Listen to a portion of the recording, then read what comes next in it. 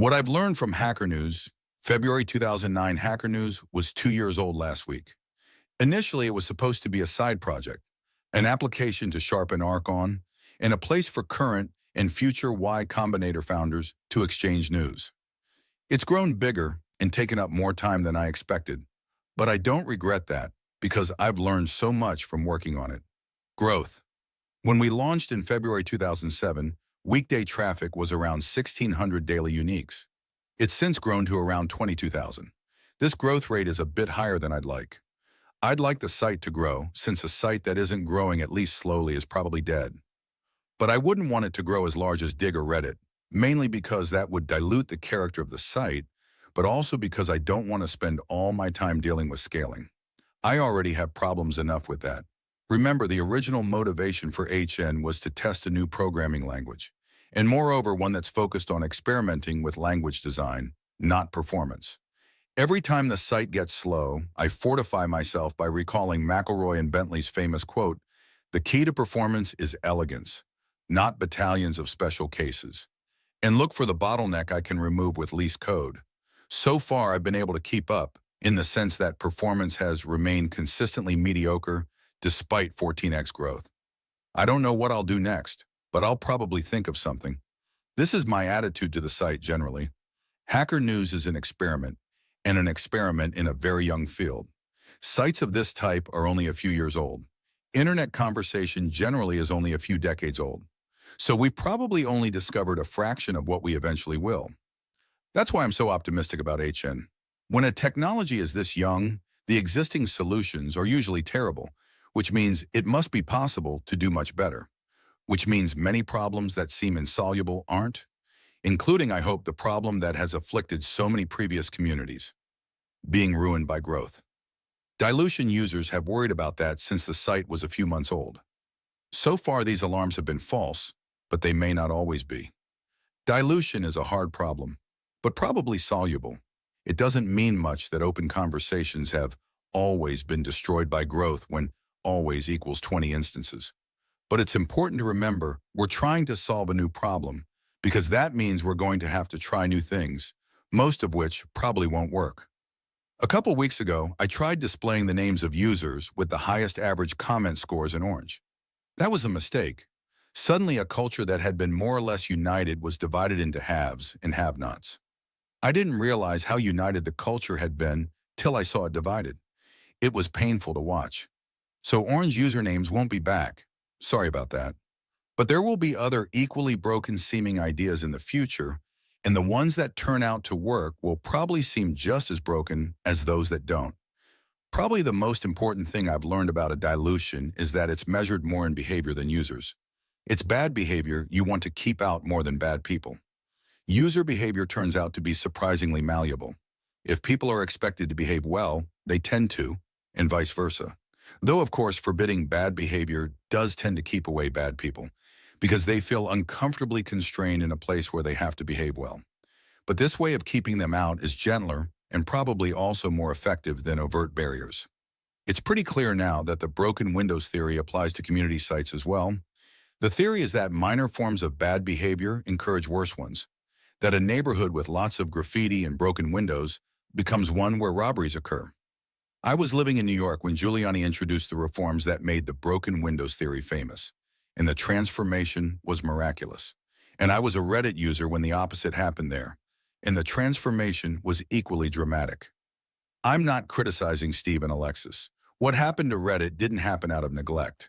From the start, they had a policy of censoring nothing except spam, plus Reddit had different goals from Hacker News. Reddit was a startup, not a side project. Its goal was to grow as fast as possible. Combine rapid growth and zero censorship, and the result is a free-for-all. But I don't think they'd do much differently if they were doing it again. Measured by traffic, Reddit is much more successful than Hacker News.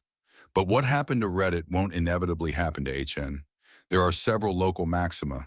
There can be places that are free-for-alls and places that are more thoughtful, just as there are in the real world, and people will behave differently depending on which they're in, just as they do in the real world.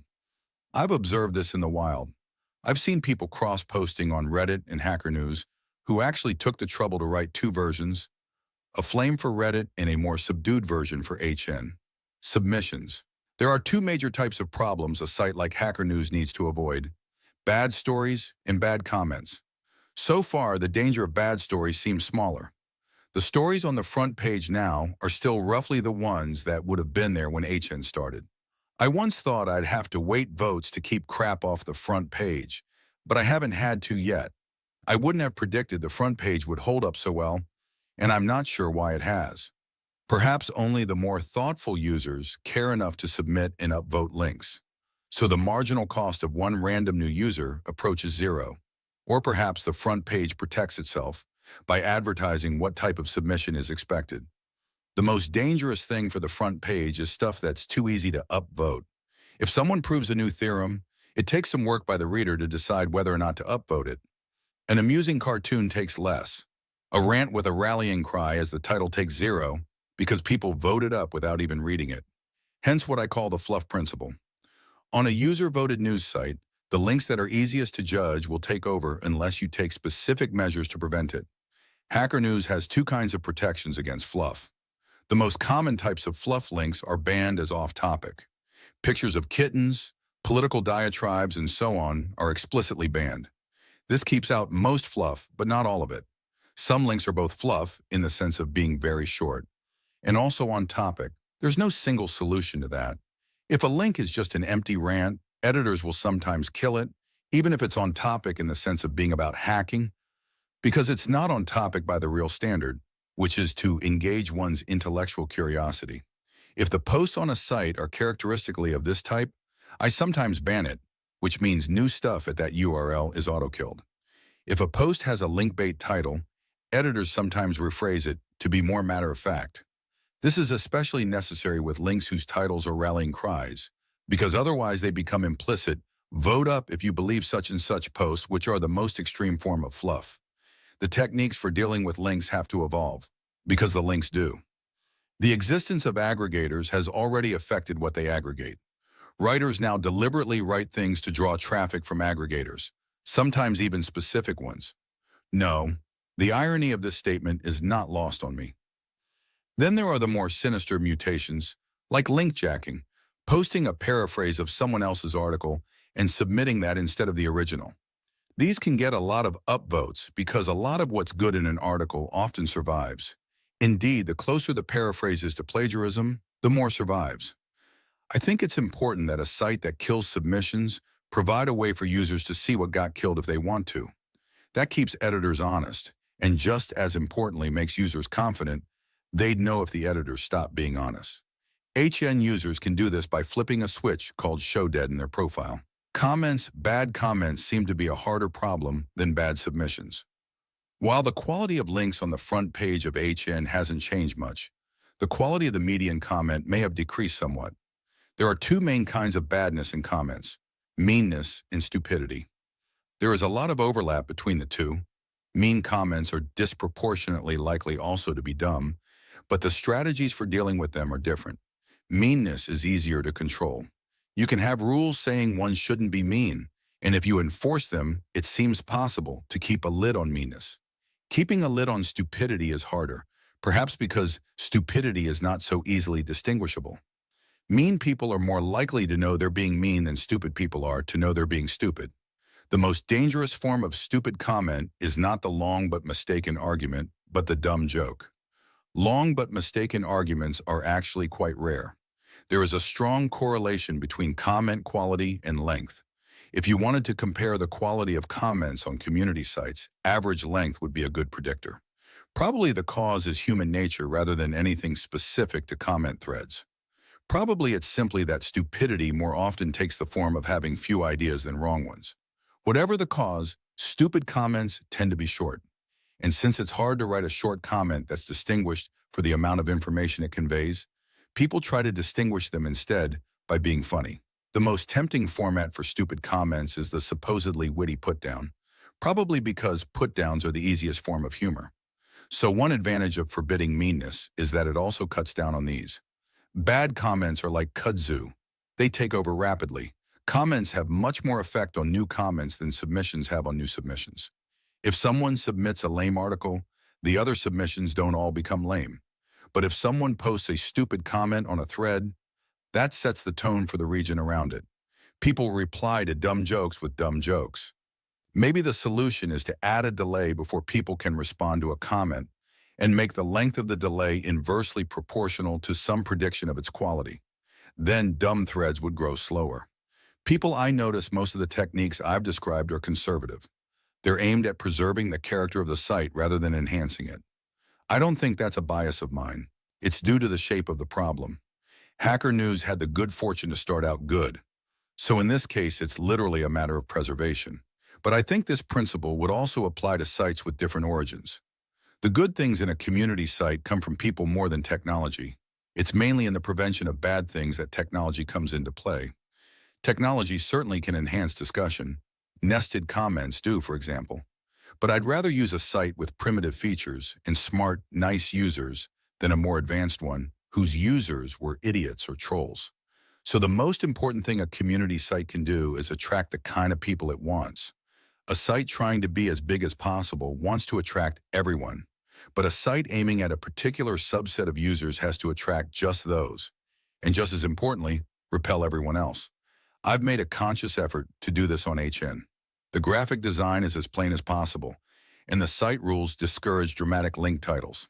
The goal is that the only thing to interest someone arriving at HN for the first time should be the ideas expressed there.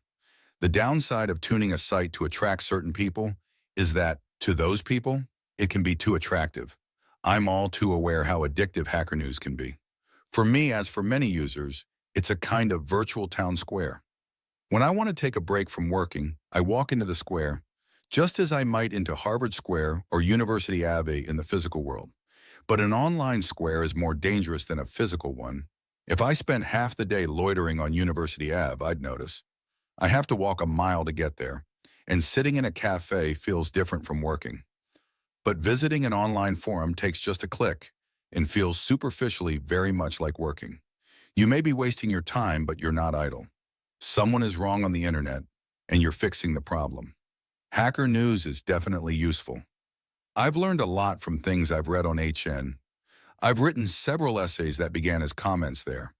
So I wouldn't want the site to go away, but I would like to be sure it's not a net drag on productivity. What a disaster that would be to attract thousands of smart people to a site that caused them to waste lots of time. I wish I could be 100% sure that's not a description of HN. I feel like the addictiveness of games and social applications is still a mostly unsolved problem. The situation now is like it was with crack in the 1980s. We've invented terribly addictive new things, and we haven't yet evolved ways to protect ourselves from them. We will eventually, and that's one of the problems I hope to focus on next. Notes I tried ranking users by both average and median comment score, and average, with the high score thrown out, seemed the more accurate predictor of high quality. Median may be the more accurate predictor of low quality, though. Another thing I learned from this experiment is that if you're going to distinguish between people, you better be sure you do it right. This is one problem where rapid prototyping doesn't work. Indeed, that's the intellectually honest argument for not discriminating between various types of people. The reason not to do it is not that everyone's the same, but that it's bad to do wrong and hard to do right. When I catch egregiously link-jacked posts, I replace the URL with that of whatever they copied. Sites that habitually link-jack get banned. Digg is notorious for its lack of transparency. The root of the problem is not that the guys running Digg are especially sneaky, but that they use the wrong algorithm for generating their front page. Instead of bubbling up from the bottom as they get more votes, as on Reddit, stories start at the top and get pushed down by new arrivals. The reason for the difference is that Digg is derived from Slashdot, while Reddit is derived from Delicious Popular. Digg is Slashdot with voting instead of editors, and Reddit is Delicious Popular with voting instead of bookmarking. You can still see fossils of their origins in their graphic design. Digg's algorithm is very vulnerable to gaming because any story that makes it onto the front page is the new top story, which in turn forces Digg to respond with extreme countermeasures. A lot of startups have some kind of secret about the subterfuges they had to resort to in the early days, and I suspect Digg's is the extent to which the top stories were de facto chosen by human editors. The dialogue on Beavis and Butthead was composed largely of these, And when I read comments on really bad sites, I can hear them in their voices. I suspect most of the techniques for discouraging stupid comments have yet to be discovered. XKCD implemented a particularly clever one in its IRC channel. Don't allow the same thing twice. Once someone has said fail, no one can ever say it again. This would penalize short comments especially because they have less room to avoid collisions in. Another promising idea is the stupid filter, which is just like a probabilistic spam filter, but trained on corpora of stupid and non-stupid comments instead. You may not have to kill bad comments to solve the problem. Comments at the bottom of a long thread are rarely seen, so it may be enough to incorporate a prediction of quality in the comment sorting algorithm. What makes most suburbs so demoralizing is that there's no center to walk to. Thanks to Justin Kan, Jessica Livingston, Robert Morris, Alexis Ohanian, Emmett Shear, and Fred Wilson for reading drafts of this. Comment on this essay.